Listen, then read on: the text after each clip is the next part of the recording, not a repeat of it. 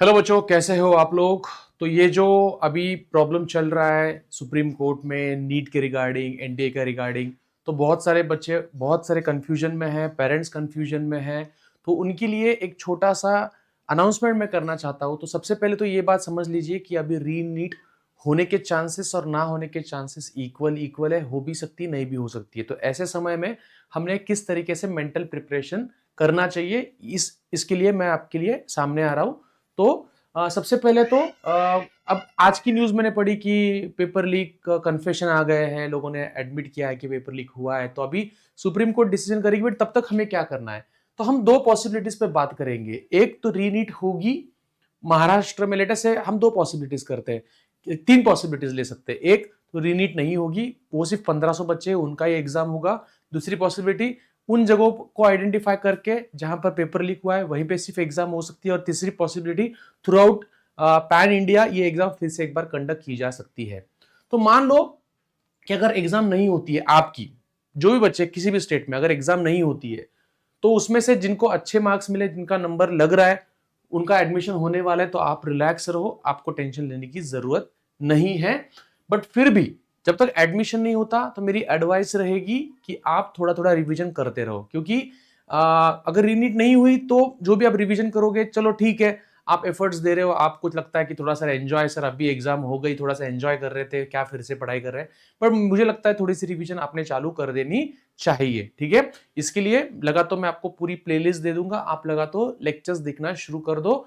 आप आपकी पढ़ाई, प्रैक्टिस, रिवीजन जो भी है आप करते रहो, स्पेशली फिजिक्स का थोड़ा थोड़ा करते रहो। ठीक है, अगर आपको कम मार्क्स, वैसे भी अगर आपको कम मार्क्स मिले, लेट अस से आपने पेपर दिया था, ईमानदारी से दिया था और आपको कम मार्क्स आ रहे, ठीक है, तो रीनेट हो या ना हो आपको पढ़ाई तो करना ही है। तो आप फिर से एक बार रिस्टार्ट कर दो, आपकी पढ़ाई शुरू कर दो, घर पे शुरू करो। अपनी रिपीटर्स बैच स्टार्ट हो गई है, ड्रॉपर्स बैच स्टार्ट हो गई है, उसमें आप कर सकते हो।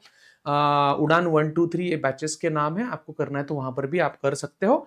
टाइम वेस्ट मत करो, स्पेशली फिजिक्स फोरम और चौहान केमिस्ट्री के जो स्टूडेंट्स हैं, साकार के जो स्टूडेंट्स हैं, आप कहीं पे भी नया एक्सपेरिमेंट मत करो। जो चल रहा था, जो पैटर्न से हम चल रहे थे, अब तक पढ़ाई कर रहे थे, वही आपको करना है और जल्दी से जल्दी आपकी पढ़ाई करनी है। अगर आपको इस नीट में कम मार्क्स आए हैं, अगर रीनीट होती है तो जरूर, लेट अस से रीनीट होती है तो सबसे बड़ा प्रॉब्लम आएगा उनके लिए जिनको इस साल बहुत अच्छे स्कोर आए, जैसे 650 680, जिनका नंबर लगने वाला था। बट वो अब टेंशन में, देखो जिसको कम है उसके लिए तो ये सोने पे सुहागा है, मतलब उसको 300 मार्क है, 400 मार्क है, वो तो भाई लकी हो, आपने कुछ तो, आपके माँ बाप ने कुछ तो पुण्य किया है, ऐसे मान के चलते कि आपको फिर से एक बार मौका मिल रहा है। बट उन लोगों के ऊपर अत्याचार है जिन्होंने सच्ची में मेहनत की थी और जिनको 650 670 620 के ऊपर मार्क्स मिले, 600 के ऊपर मार्क्स मिले, या आपके अच्छा स्कोर है और आपको रिजर्वेशन का बेनिफिट था और इसी साल आपका एडमिशन होने वाला था। बट अगर रीनीट हो जाती है तो आपको फिर से एक बार पेपर देना पड़ेगा और आपको डर ये लग रहा है कि ये एग्जाम में अगर रीनीट होती है तो मेरी अभी लिंक टूट गई है, मेरी पढ़ाई की लिंक टूट गई है, क्या मैं फिर से उतना अचीव कर पाऊंगा। तो बच्चों, रीनीट अगर होती है तो उसके लिए हमें आज से मेंटली प्रिपेयर होना है कि 50% चांस है कि हो सकते हैं।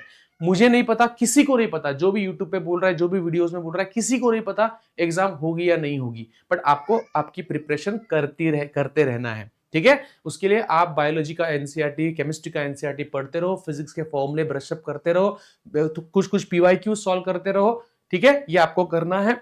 अगर रीनीट का अनाउंसमेंट अगले एक हफ्ते में आ जाता है तो हम क्या करने वाले हैं, तो आपके रिवीजन लेक्चर्स हम फिर से स्टार्ट कर देंगे।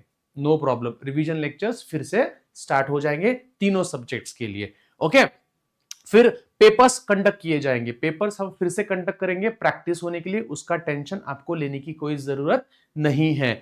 डाउट्स भी फिर से होंगे, अगर आपको कोई कुछ भूल गए हैं तो उसका रिवीजन डाउट्स फिर से एक बार होगा, उसका भी टेंशन लेने की जरूरत नहीं है। तो फिर से एक बार हमें सक्सेस हासिल करना है।